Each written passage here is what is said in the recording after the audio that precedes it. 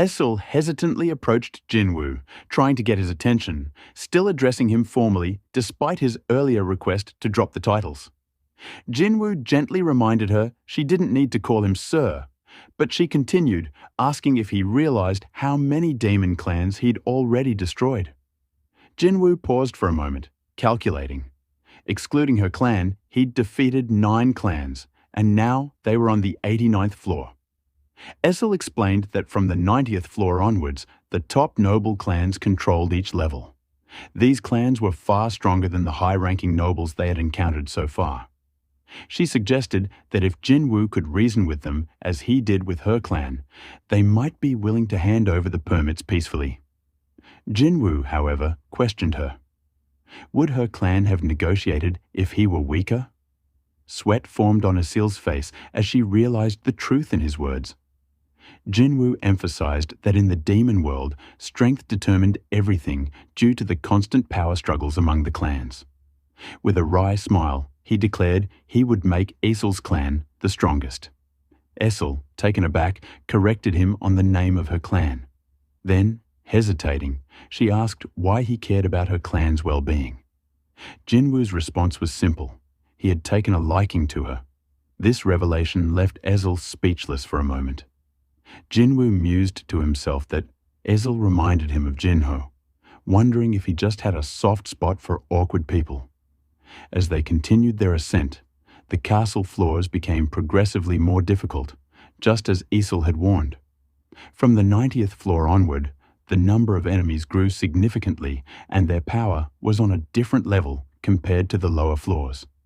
Even with Jinwoo increasing his intelligence stat, the endless battles were draining his mana.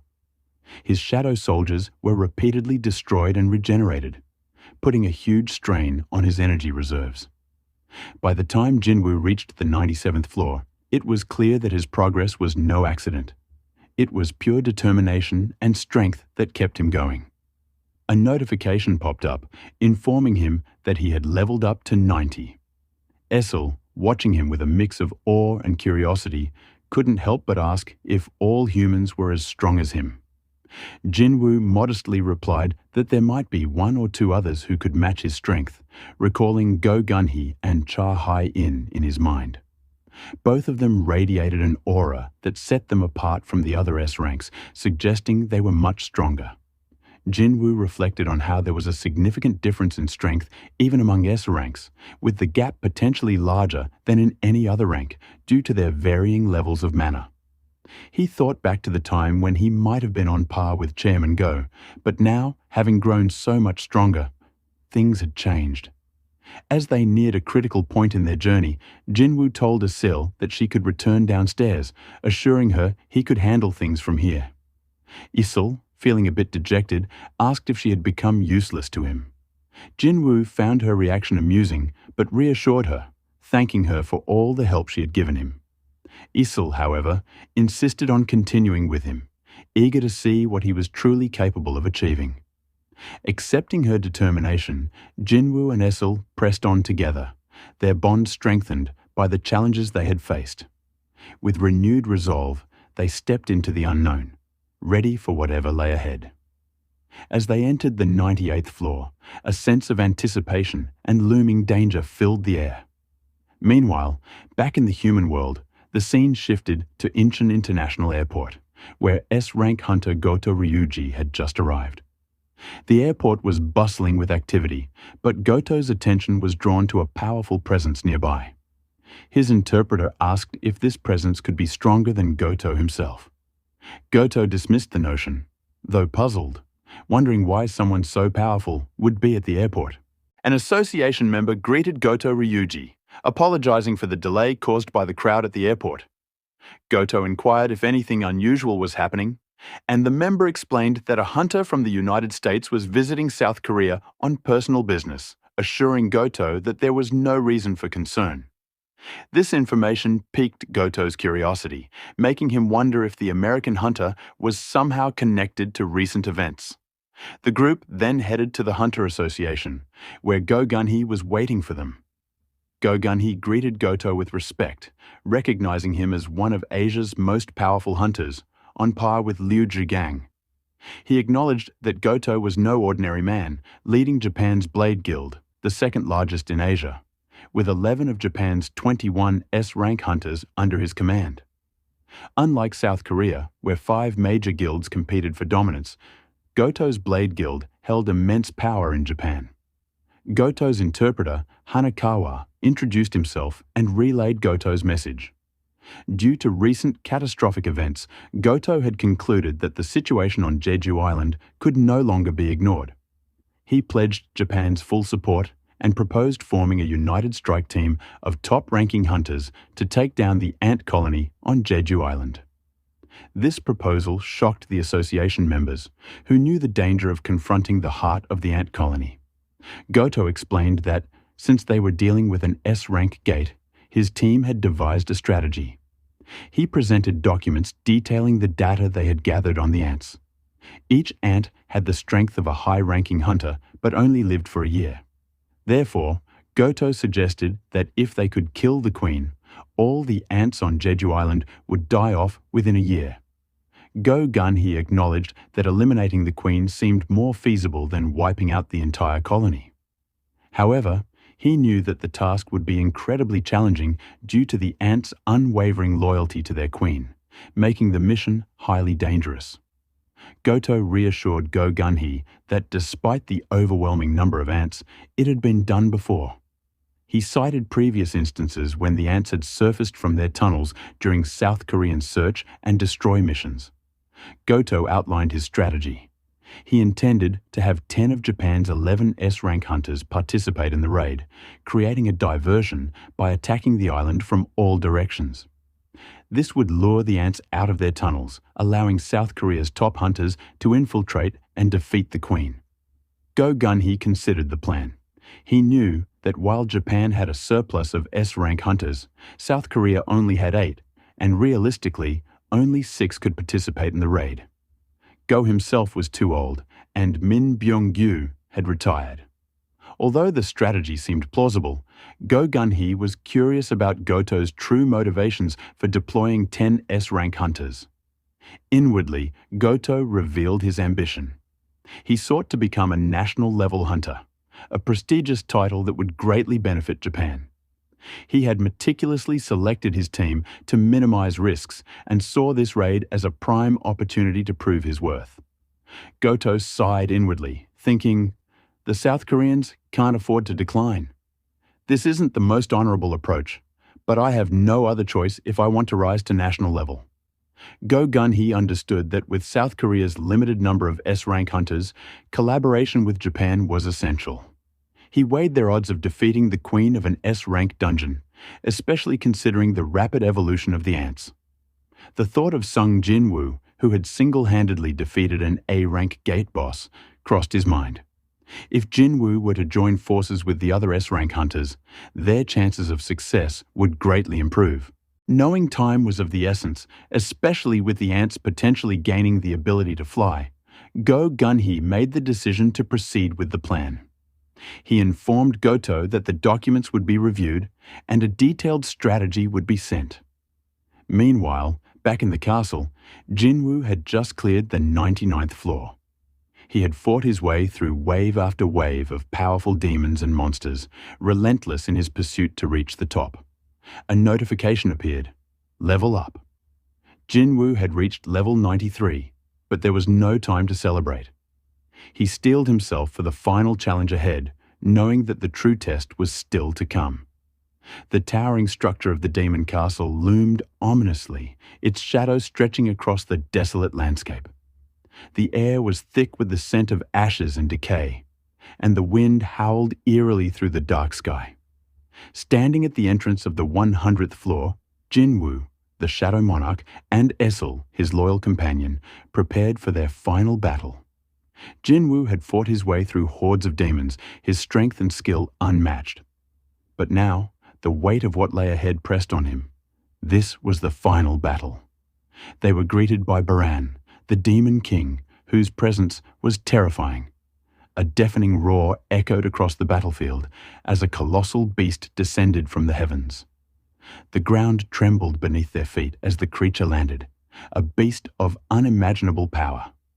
Jinwoo's eyes sharpened with determination, his body tense, ready for the fight. Baran, clad in dark armor that seemed to merge with the surrounding shadows, stood menacingly.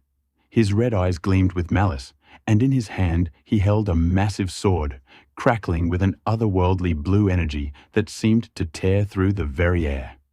Riding atop the majestic white dragon, Wyvern Kaiserlin, Baran's formidable presence was unmatched. Essel stood frozen in awe beside him, her eyes wide with disbelief. She could feel the overwhelming thirst for blood emanating from Baran, a wave of dread that sent chills down her spine. Essel had never seen anything like this. Jinwoo's mind raced, assessing the situation. He wondered if creatures like the Wyvern were rare exceptions in this realm, and if he could potentially extract its shadow, considering it wasn't a demon. As Jinwoo weighed his options, Baran ascended into the air, his imposing figure growing more ominous against the dark backdrop of the castle. With a swift, commanding motion, Baran raised his colossal sword high into the sky, summoning a dark and foreboding energy. The ground trembled violently as the Demon King unleashed his powerful skill. Hell Army. Suddenly, a swirling vortex of darkness erupted from the earth, jagged, towering walls rising like impenetrable fortresses. These walls weren't just for defense. They were portals to another realm, one overflowing with demonic forces. As the walls cracked and split open, a massive horde of demonic soldiers surged forth. The army was unlike anything Jinwoo had seen before. The demonic soldiers came in all forms, small, agile imps darting out first, followed by towering armored knights. Leading them were powerful demon generals, wielding terrifying weapons and commanding the army with an aura of authority and menace. Jinwoo's eyes scanned the battlefield with precision. The knights and generals emitted fearsome auras, each at least on par with A-rank monsters. There were over 100 of these elite enemies, and beyond them, Jinwoo sensed the overwhelming presence of thousands of other demons, their numbers well over 1,000. The sheer scale of the opposition was staggering, but Jinwoo remained calm and focused. As the demon horde began its assault, Essel, standing beside him, looked up with fear in her eyes.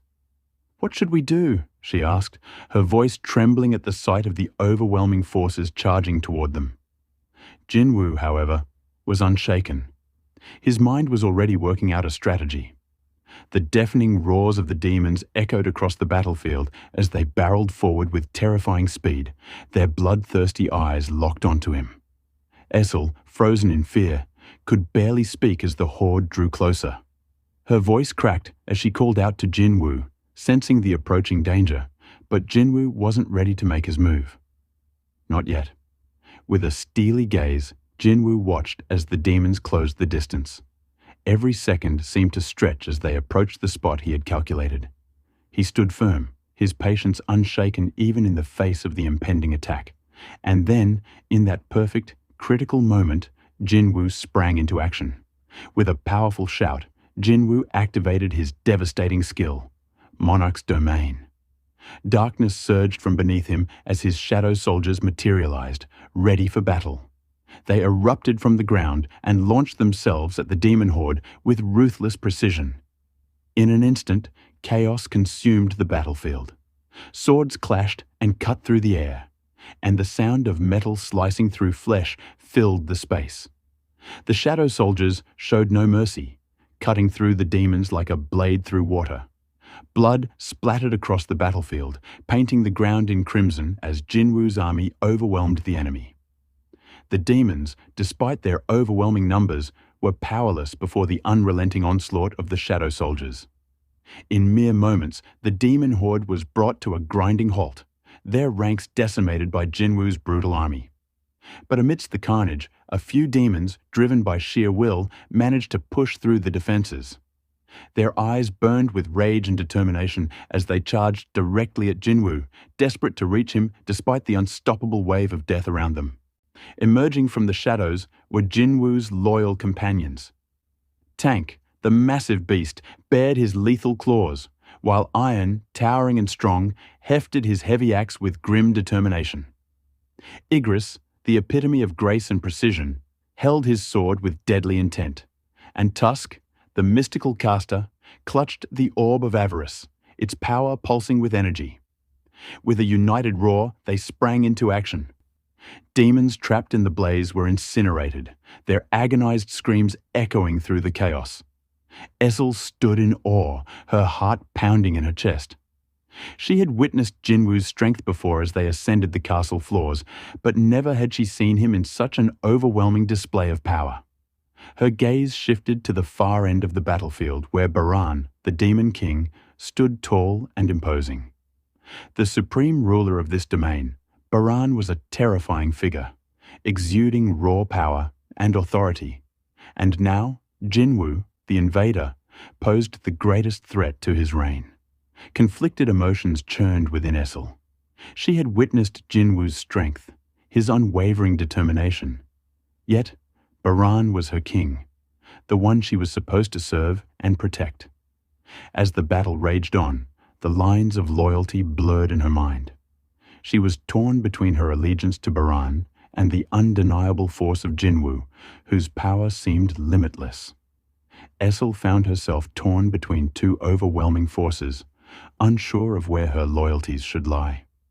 The stormy skies rumbled as Baran, the Demon King, let out a furious roar that shook the heavens. His bellow, filled with raw wrath, reverberated through the air as he invoked a secret chant. With a guttural scream, Baran unleashed his spell, and the dark clouds above ignited with dazzling, crackling lightning.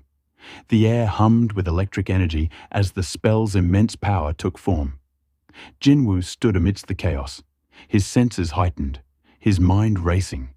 He quickly realized that this was no ordinary lightning.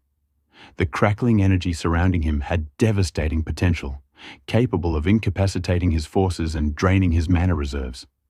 Understanding the gravity of the situation, Jinwoo activated his immunity, a defensive skill that rendered him resistant to status abnormalities.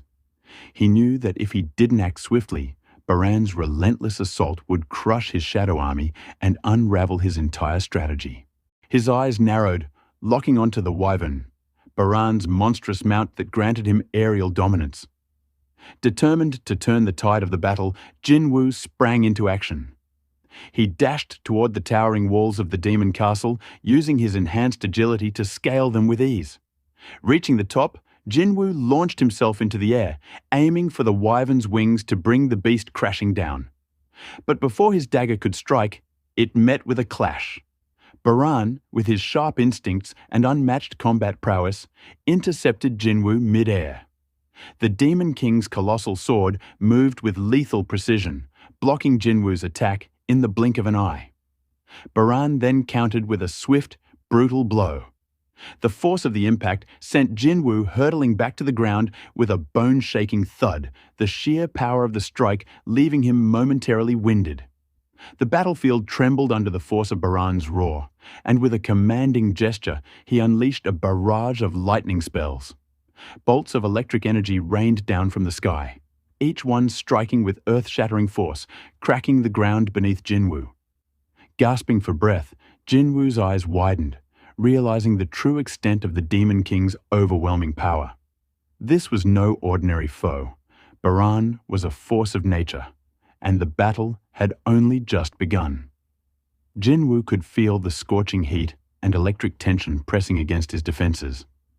Baran's speed and power were daunting, and Jinwoo's robe, while formidable, could only offer limited protection from such an overwhelming assault. Amid the perilous storm of attacks, a spark of hope appeared. Tusk, Jinwoo's most powerful shadow soldier, surged forward to his master's aid. The mighty creature roared, summoning a blazing inferno to counter Baran's relentless lightning. Fire clashed with lightning, the sky illuminating with a spectacular burst of elemental power. Tusk, fueled by unwavering resolve, unleashed a series of devastating attacks. His fiery blast surged with such immense power that it overwhelmed Baran's lightning.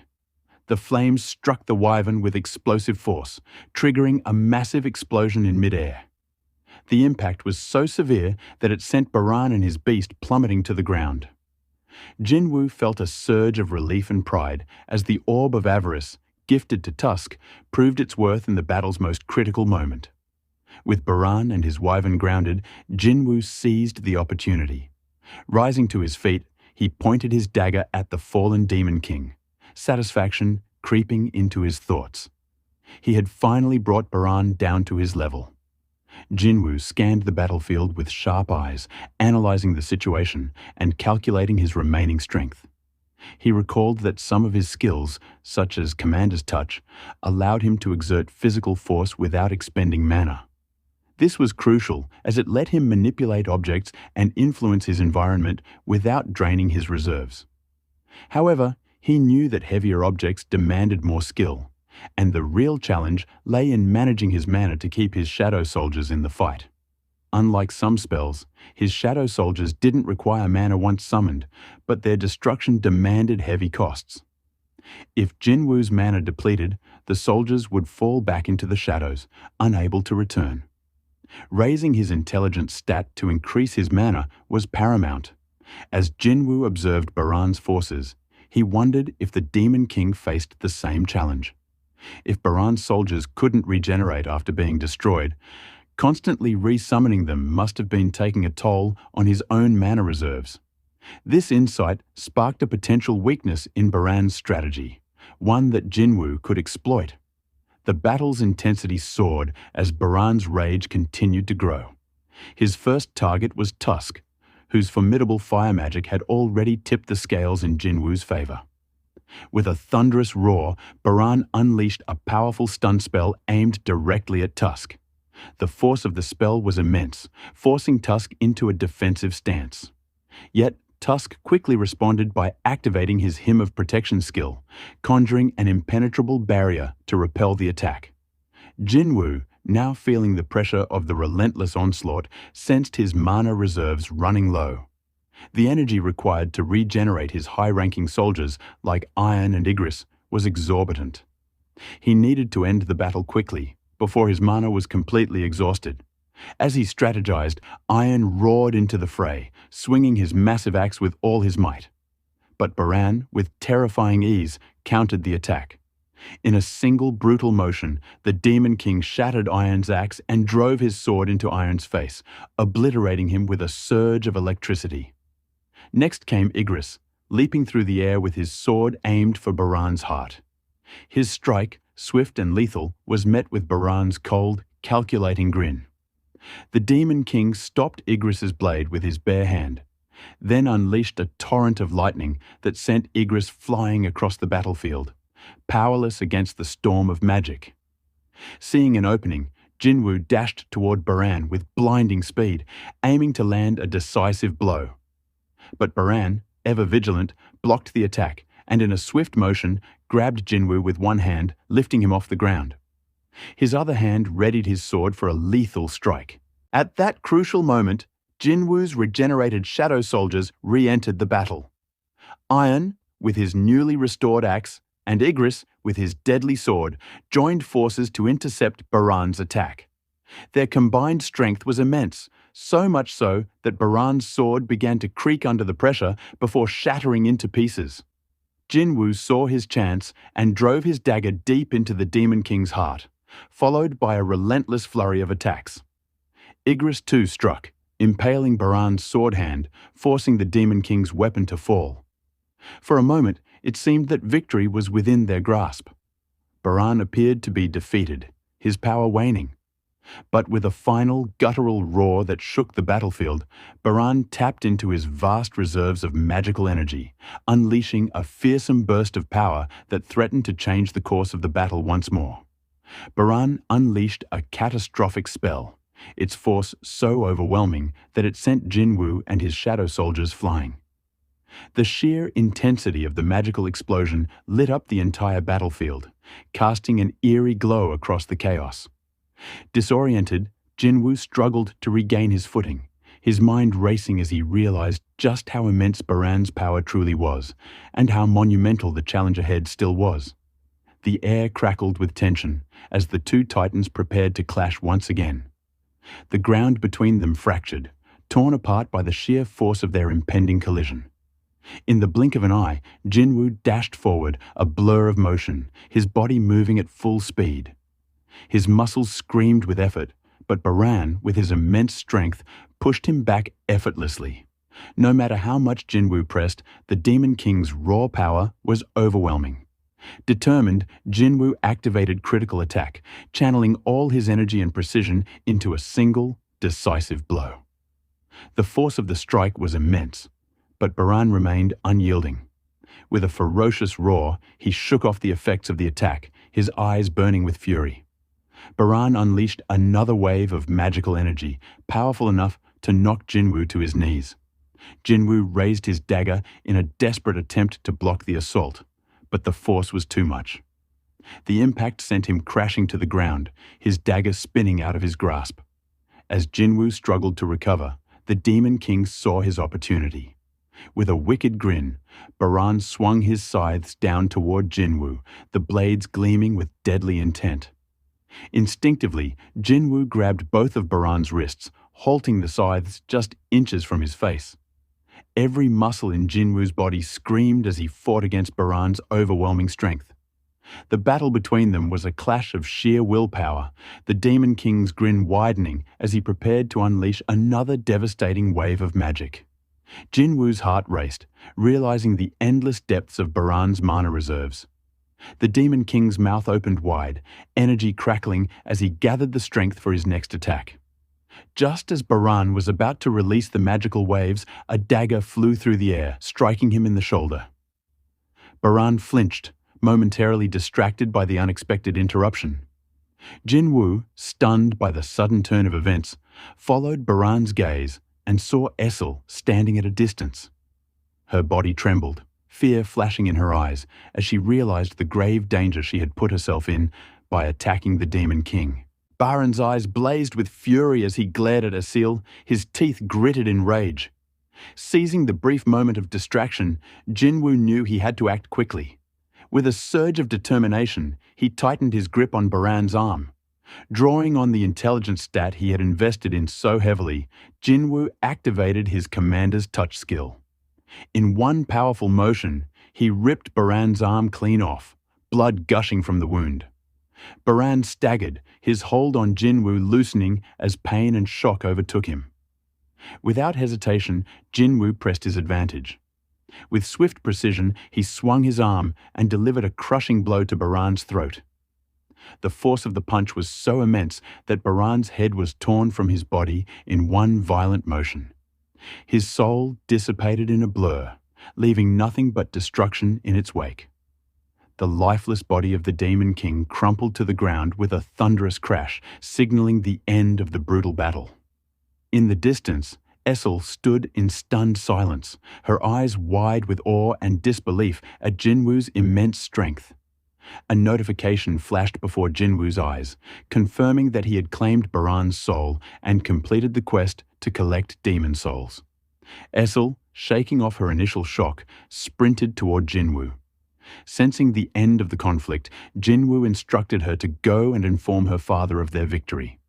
With confidence, he declared that their Radish clan was now the #1 clan. Essel, still rattled, corrected him, her voice soft but firm. "It's Radiru, not Radish." As the first rays of dawn painted the battlefield with a golden light, Jinwoo felt a rush of accomplishment and power. He had leveled up to 97, marking the completion of a monumental victory. The battlefield, once a scene of fierce combat, now lay under the soft glow of morning's light. In the wake of the battle, Jinwoo's shadow soldiers moved with practiced precision, collecting mana crystals that shimmered with residual energy. As Jinwoo surveyed the aftermath, a series of notifications appeared before him, each one bringing a surge of excitement and anticipation. Among the spoils of the battle, Jinwoo discovered several coveted treasures: the Demon Monarch's ring, the Demon King's longsword, the Demon King's daggers, and Baran's horns. But it was the purified blood of the Demon King that drew his attention most. Jinwoo could feel his heart race with excitement as he realized the importance of this item. The Demon Monarch's ring, a key piece of his equipment set, would grant him immense power by completing the set effects. Yet it was the purified blood of the Demon King that held his focus. This was the final ingredient he needed to craft the holy water of life, a potion that could cure his mother's illness.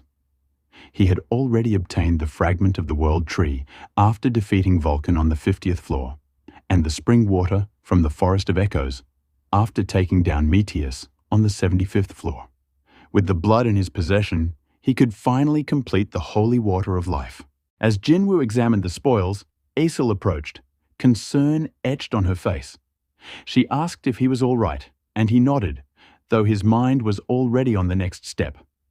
A notification appeared asking if he wished to craft the holy water of life. Jinwoo accepted without hesitation, though a fleeting doubt crossed his mind.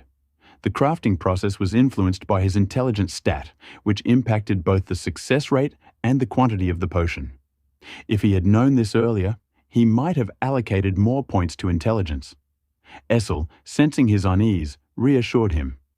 She spoke confidently of his skills, believing that he had more than enough to succeed. Taking a deep breath, Jinwoo steeled himself and initiated the crafting process. A countdown began, each second stretching on endlessly as the tension mounted. Finally, the notification confirmed that the holy water of life had been successfully crafted. Relief and triumph surged through Jinwoo as he saw the item take form. Further notifications followed, revealing that while some of the Demon King's blood and the World Tree fragment had been used, the spring water from the Forest of Echoes had been fully consumed. Jinwoo realized that only the necessary quantities of the materials had been used in crafting the potion. Holding the vial carefully, he knew this was the moment he had been waiting for, the key to possibly curing his mother. Meanwhile, Iron hauled the massive body of the wyvern, his muscles straining as he deposited it at Jinwoo's feet. Jinwoo felt immense satisfaction. Iron had once again proven his worth, anticipating Jinwoo's needs without a word. Without hesitation, Jinwoo summoned the fallen wyvern's shadow with a chilling command. Arise! The air filled with a mighty roar as the wyvern's shadow materialized before him. Aesel, still shocked, stammered in disbelief. But Jinwoo explained that while he couldn't turn demons into shadow soldiers, the wyvern was an exception. He named the shadow Kasil, watching with satisfaction as the creature spread its wings, ready for flight. Aesel, quickly regaining her composure, pointed out the practical advantage of having Kasil. They could now ride the wyvern and return to her clan in no time. The thought of descending each floor of the demon's castle to exit had seemed daunting, but with Kasil, they could leave much faster. Aesel's excitement grew as she mentioned that her clan would hold a grand banquet upon their return, and her father would be overjoyed. Meanwhile, Jinwoo's thoughts were interrupted by a new notification, revealing his quest rewards. He had received a top-tier runestone containing the Shadow Exchange skill, allowing him to swap places with any of his shadow soldiers. The skill had a 3-hour cooldown, but it didn't require mana and was specific to his job class. The ability to teleport by swapping positions with his shadow soldiers thrilled Jinwoo, knowing it would offer him more tactical advantages. However, as he glanced at Aesel, he noticed her sad expression. Jinwoo paused, considering her feelings. He knew he had to address the situation before moving forward. Jinwoo took a moment to praise everyone for their unwavering dedication and effort, but then turned to Aesel, his expression solemn. He told her that she would have to return without him, much to her confusion and sorrow. Aesel, still holding on to the idea of attending the banquet together, looked at him with disbelief. Jinwoo explained that the Radish clan's location on the 80th floor was too far for him to accompany her, and with a heavy heart, he bid her farewell. As the final words left his lips, Jinwoo activated his Shadow Exchange skill. In an instant, he disappeared with a soft whoosh, leaving Aesel and the shadow soldiers in stunned silence. A notification popped up informing everyone that the boss had been defeated and the dungeon was reverting to its original state. Aesel stood motionless, the sadness on her face lingering as she watched Jinwoo vanish. Jinwoo, on the other hand, felt a rush of accomplishment as he teleported to his neighborhood. His first test of the Shadow Exchange skill had been a success. Kasil, the wyvern, materialized beside him, having followed him to the same location. As the full moon bathed the world in its light, Jinwoo climbed onto Kasil's back, and together they soared into the night sky. The stars glittered above them, and Jinwoo couldn't help but feel that this was the closing of one chapter in his journey, with new horizons awaiting them in the vast expanse of the world.